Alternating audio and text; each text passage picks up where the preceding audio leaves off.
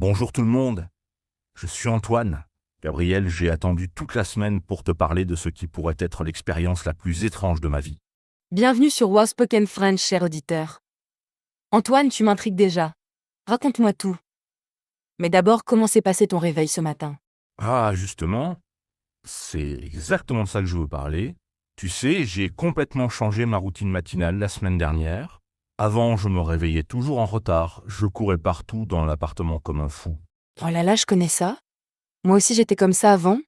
Le réveil sonne, on appuie sur le bouton pour dormir encore 5 minutes, puis encore 5 minutes. Et finalement, on se lève en panique. Exactement. Mais maintenant, tout a changé. Je me lève à 6 heures du matin tous les jours. 6 heures, Gabriel. Tu te rends compte? Moi qui détestais me lever tôt. 6 heures? Mais pourquoi si tôt? Qu'est-ce qui t'a motivé à faire ce changement? Tu travailles plus tôt maintenant ou c'est un choix personnel? C'est un choix personnel. J'ai lu un livre sur les habitudes des gens qui réussissent. Ils disent tous la même chose, se lever tôt, c'est le secret pour avoir une journée productive et calme. Intéressant. Et comment tu fais pour te réveiller si tôt? Moi, quand j'essaie de me lever tôt, j'ai l'impression d'être un zombie pendant toute la matinée. Je marche comme ça dans la maison. Au début, c'était difficile, je te l'avoue. Le premier jour, j'ai vraiment lutté, mais maintenant, après une semaine, mon corps s'habitue. Le truc, c'est de se coucher plus tôt le soir. Ah oui, logique. Si on se couche tard et qu'on se lève tôt, on dort pas assez. Moi, je me couche souvent vers minuit, parfois plus tard. Et toi, maintenant, tu te couches à quelle heure? Maintenant, je me couche à 10h30 maximum. Ça me donne 7h30 de sommeil, c'est parfait pour moi. Au début, mes amis se moquaient de moi.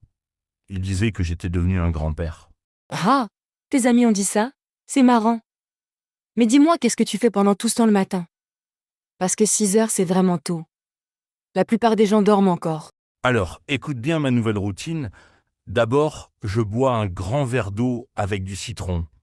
Mon médecin m'a dit que c'est très bon pour la santé, ça réveille le métabolisme. De l'eau avec du citron? Moi, je commence toujours par un café. Je ne peux pas fonctionner sans mon café du matin. C'est comme mon carburant. Sans café, je ne suis pas une personne normale. Je comprends. Moi aussi, j'adore le café, mais je le bois après. Donc eau avec citron, puis je fais 15 minutes de méditation. Tu vas rire, mais c'est incroyable, comme ça me détend. De la méditation? Toi? Antoine, je te connais depuis des années, tu es la personne la plus agitée que je connaisse. Tu ne peux pas rester assis 5 minutes sans bouger. Je sais, c'est exactement ce que je pensais. Mais j'ai téléchargé une application sur mon téléphone qui m'aide. Elle me guide avec une voix très calme. Au début, c'était dur, mais maintenant, j'adore ces 15 minutes de silence. Une application pour méditer? C'est moderne. Et après la méditation, tu fais quoi? Tu prends ton petit déjeuner ou tu continues avec d'autres activités? Après la méditation, je fais 30 minutes de sport. Juste des exercices simples à la maison, des pompes, des abdominaux, des étirements. Rien de compliqué, mais ça me donne de l'énergie pour toute la journée. 30 minutes de sport le matin? Waouh! Moi le matin, j'ai du mal à me brosser les dents correctement. Tu es vraiment motivé. Et tu n'es pas fatigué après le sport. Au contraire, le sport le matin, ça me réveille complètement. C'est comme si mon corps disait allez, c'est parti pour une belle journée. Je me sens plus fort, plus concentré. C'est fantastique. Et après le sport, tu fais enfin ton petit déjeuner? Parce que moi, quand j'ai faim le matin, je ne peux penser à rien d'autre qu'à manger.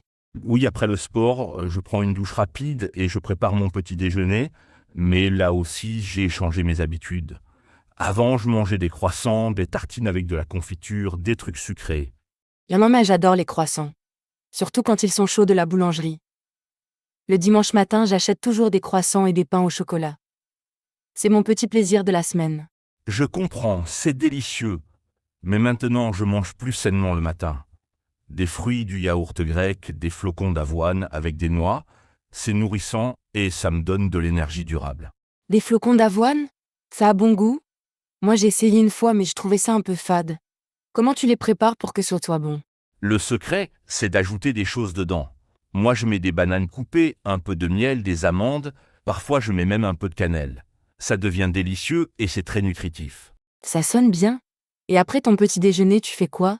Tu commences à travailler ou tu as encore d'autres activités dans ta routine matinale?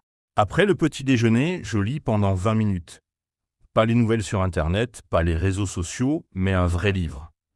En ce moment, je lis un livre sur l'histoire de France. C'est passionnant. Tu lis le matin? C'est une excellente idée. Moi, le matin, je regarde toujours mon téléphone en premier. Les messages, les emails, les actualités. Mais tu as raison, commencer par la lecture, c'est probablement mieux pour le cerveau. Exactement. Quand on regarde le téléphone dès le réveil, on remplit notre tête avec les problèmes des autres. Quand on lit un livre, on nourrit notre esprit avec quelque chose de positif et d'enrichissant. C'est vrai? Je vais peut-être essayer ça. Et après la lecture, tu es prêt pour commencer ta journée de travail. Ça fait déjà beaucoup d'activités pour le matin. Oui, après la lecture, vers 8h30, je suis complètement prêt. Je me sens calme, énergique, concentré. C'est incroyable la différence avec avant, quand je me levais en retard et je courais partout. Je suis impressionnée par ta transformation. Mais dis-moi, tu fais ça même le week-end? Parce que le samedi et le dimanche, c'est tentant de rester au lit plus longtemps. Bonne question. Le week-end, j'adapte un peu. Je me lève à 7h au lieu de 6h. Je garde la même routine, mais je prends plus de temps pour chaque activité. La méditation devient 30 minutes au lieu de 15. C'est intelligent d'adapter. Et tes amis, ils ont fini par comprendre ton nouveau rythme? Au début, tu disais qu'ils se moquaient de toi parce que tu te couchais tôt. Maintenant, ils sont curieux. Plusieurs m'ont dit qu'ils remarquaient que j'étais plus calme, plus positif au travail.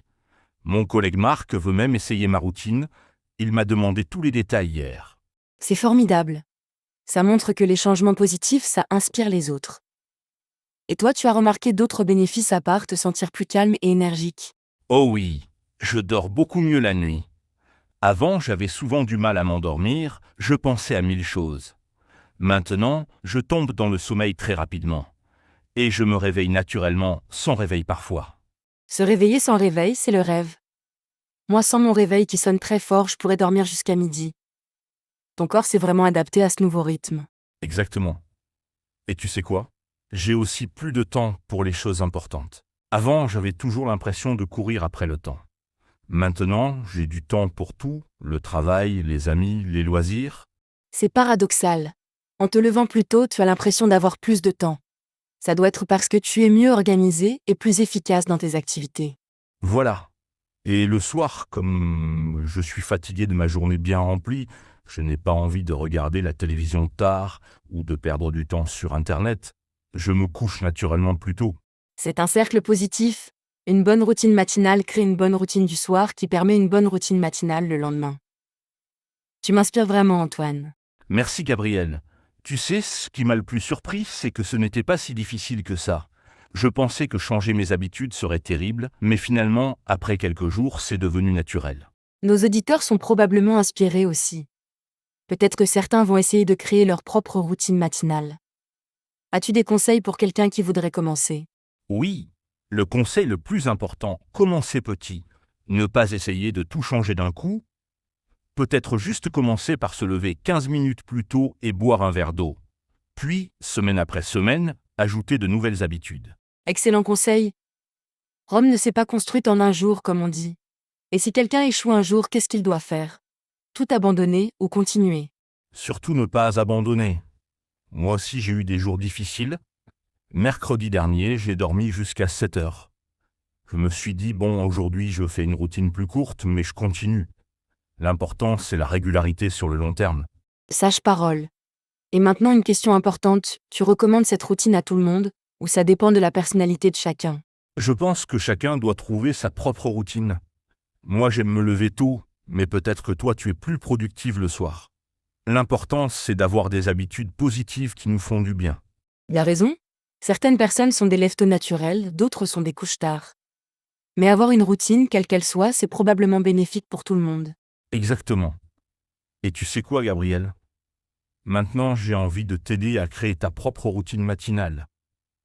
On pourrait en parler dans notre prochain podcast. Oh là là, tu me mets au défi? Bon, pourquoi pas, ça pourrait être intéressant.